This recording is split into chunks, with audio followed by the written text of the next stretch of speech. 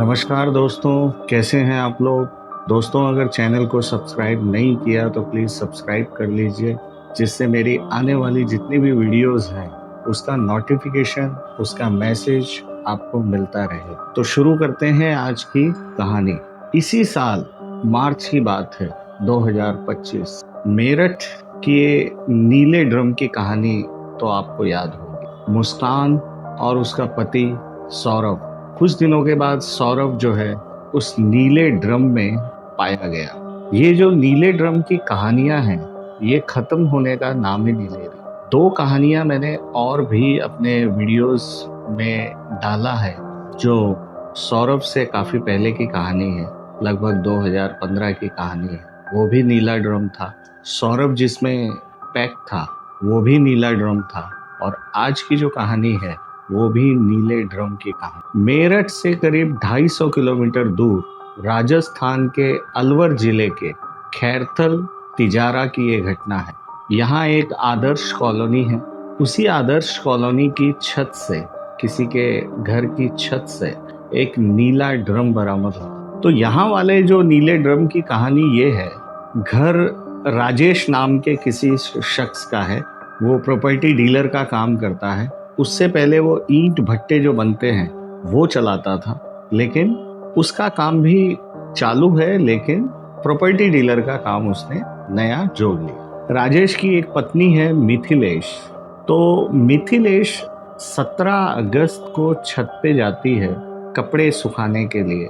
तो उसे बहुत तेज बदबू आती है और वो समझ जाती है कि या तो कोई जानवर मरा है या फिर ये इंसानी लाश की बदबू है। वो नीचे आती है, तुरंत पुलिस को कॉल करती है। आजकल जो सोशल मीडिया है, क्योंकि ये काफ़ी चला था नीले ड्रम का, तो लोग नीला ड्रम और फिर उसके आसपास अगर कोई बदबू आ रही तो तुरंत जो है सतर्क हो जाते। तो इसी तरीके से महिला सतर्क हुई, पुलिस को कॉल किया। पुलिस आती है, छत पे जाती है। ये जो तस्वीरें आप देख रहे हैं स्क्रीन पे, ये पुलिस टीम है, राजस्थान पुलिस टीम है। ये छत पे जाती है, मुआयना करती है कि कहाँ से बदबू आ रही है।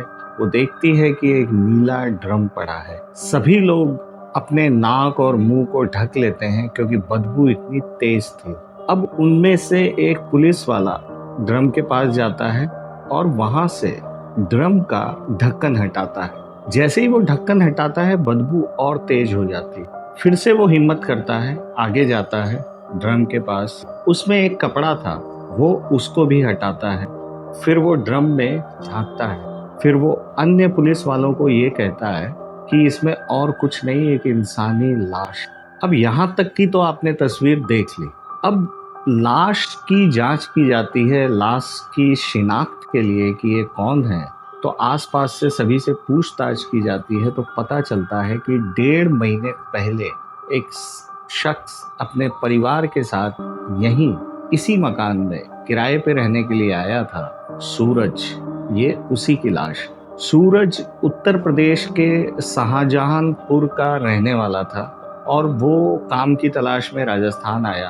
तो ईंट भट्टे, जो कि राजेश का ही ईंट भट्टा था, उस पे वो काम करता था और उसमें हो सकता है वो सुपरवाइजरी का काम करता हो।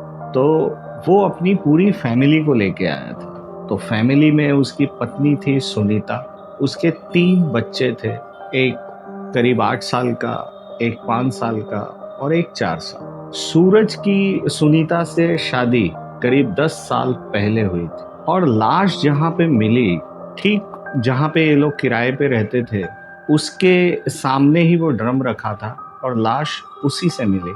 अब जो उस मकान के जो मालिक थे और मालकिन थी, वो दोनों हैरान कि 17 अगस्त से ही सूरज, तो वो तो ड्रम में पैक था, उसकी पत्नी सुनीता और उसके 3 बच्चे गायब हैं। इतना ही नहीं, मकान मालिक का एक लड़का भी था, जितेंद्र, वो भी 17 अगस्त से ही गायब था। अब किराएदार 4-5 लोगों का परिवार, उसमें से एक ड्रम में और बाकी सब गायब। अब पुलिस ने सोचा कि ये मामला क्या है। तो पुलिस को पूछताछ के बाद इतना तो समझ में आ रहा था ये कत्ल का केस है और कहीं ना कहीं गायब होने के पीछे और जितेंद्र के पीछे जो मिस्ट्री है, इसी से ये जुड़ा हुआ कत्ल है। अब जब पुलिस ने अपनी तफ्तीश चालू की, आगे जांच की, तो पता चला कि जो जितेंद्र था, जो मकान मालिक का लड़का था, उसकी 2014 में शादी हुई थी। अब पुलिस ने जब आगे जांच की अपनी, तो पता लगा कि 2014 में जो जितेंद्र है, जो उस मकान मालिक का लड़का, उसकी जो पत्नी है, 2014 में उसकी मौत हो गई। और जितेंद्र के पिता का चूंकि ईंट भट्टा था, तो ये जितेंद्र ही संभालता था। और ये जो सूरज था, वो इन लोगों के घर के नज़दीक ही किराए के मकान पे पहले रहा करता था। और जो ईंट भट्टा था राजेश का, मतलब जितेंद्र उसी को संभालता था, तो उस ईंट भट्टे पे सुपरवाइजर का काम करता था। अब चूंकि दोनों एक ही ईंट भट्टे पे थे, तो धीरे धीरे सूरज की जितेंद्र से दोस्ती चालू हुई। धीरे धीरे दोनों आपस में दारू वगैरह की पार्टी करने लगे। इसी बीच सूरज के घर जितेंद्र का आना जाना शुरू हुआ। अब जितेंद्र की और सूरज की बीवी सुनीता की नजदीकियां बढ़ने लगी। यूं कहें तो इश्क जो है वो धीरे धीरे बढ़ने लगा। अब चूंकि सुनीता जो है सोशल मीडिया पे भी एक्टिव थी, इंस्टाग्राम और वो रील वगैरह कुछ बनाया करती थी, तो जितेंद्र को जब इसका पता चला तो वो उसकी मदद किया करता था रील बनाने में। और नज़दीकियां और सख्त होती गई और बढ़ने लगी। ये लोग आपस में मिलने भी लगे और बच्चों को कहीं ना कहीं शक होने लगा था, क्योंकि जिस समय ये लोग मिलते थे उस समय सूरज या तो ईंट भट्टे पे होता था और या फिर दारू के नशे में पड़ा रहता था। अब इसी बीच जुलाई का महीना आ गया, जुलाई 2025। तो अक्सर होता क्या है कि जो मॉनसून में ईंट भट्टे जो होते हैं उनका काम बंद होता है, क्योंकि बारिश की वजह से ईंट नहीं बनाई जा सकती। तो जब काम रुक गया तो सूरज ने ये सोचा कि ठीक है, जब मॉनसून चला जाएगा तो मैं अपने परिवार के साथ शाहजहांपुर वापस लौट जाता हूँ, और जब सीजन आएगा ईंट भट्टे का तो मैं वापस आ जाऊंगा। तो इसीलिए उसने वापस लौटने का तय किया।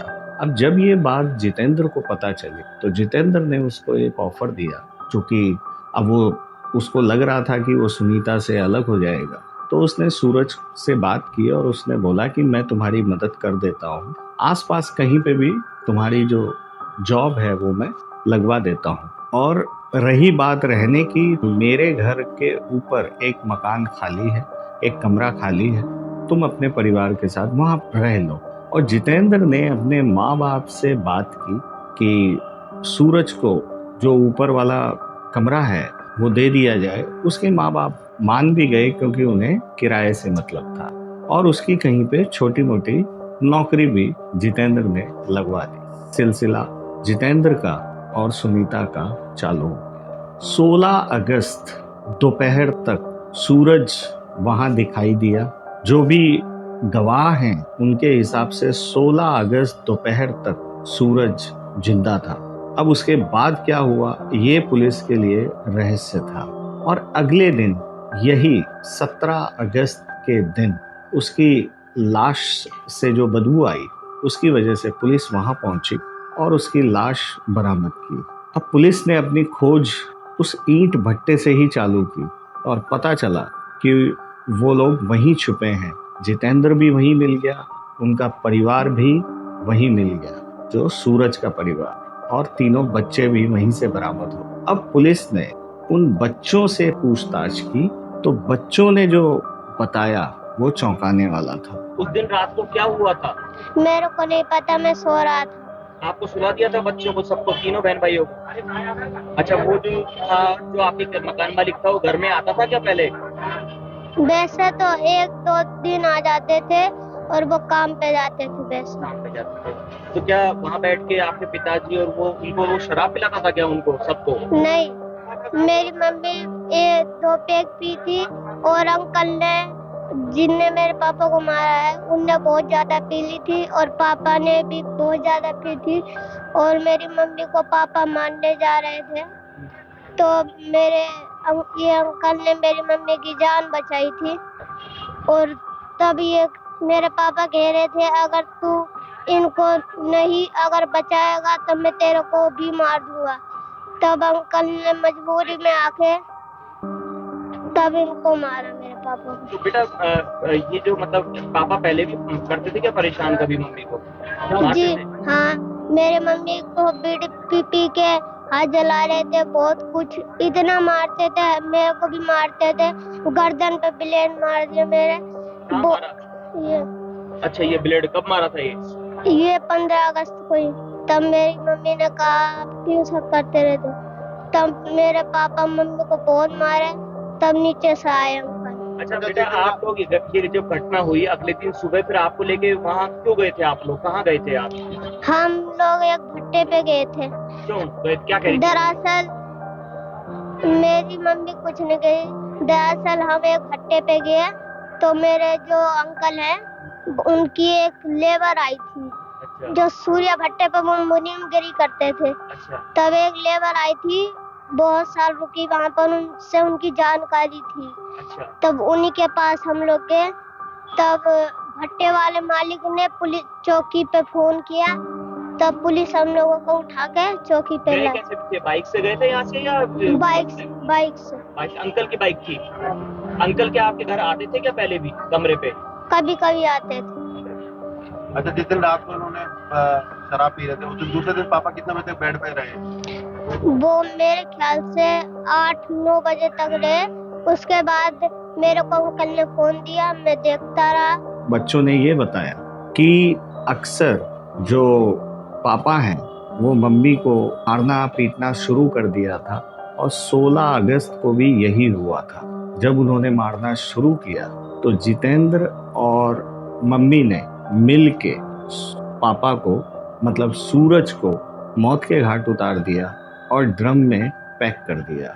और जब जितेंद्र से पूछताछ हुई तो जितेंद्र ने इस बात की पुष्टि की कि यही हुआ था और उसको मारने के बाद लाश को ड्रम में डालने के बाद उसके ऊपर से नमक छिड़का गया जिससे कि लाश बहुत जल्दी गल जाए। और चूंकि गर्मी का सीजन था तो 16 अगस्त दोपहर की ये घटना है। करीब करीब 15 या 20 घंटे में ही वो लाश सड़ने लगी चूंकि नमक भी डाला था। तो इस तरीके से इस कहानी का अंत हुआ और बच्चों ने अपनी गवाही दी। तो पुलिस ने सभी को गिरफ्तार कर लिया है, दोनों को, सुनीता को और जितेंद्र को, और इन दोनों ने अपना जुर्म कबूल कर लिया है। तो दोस्तों, कैसी लगी ये कहानी? आशा करता हूँ कि इसी तरीके से आप बने रहेंगे। और अगर चैनल को सब्सक्राइब नहीं किया तो प्लीज़ सब्सक्राइब कर लीजिए जिससे मेरी आने वाली नोटिफिकेशन आपको मिलती रहे।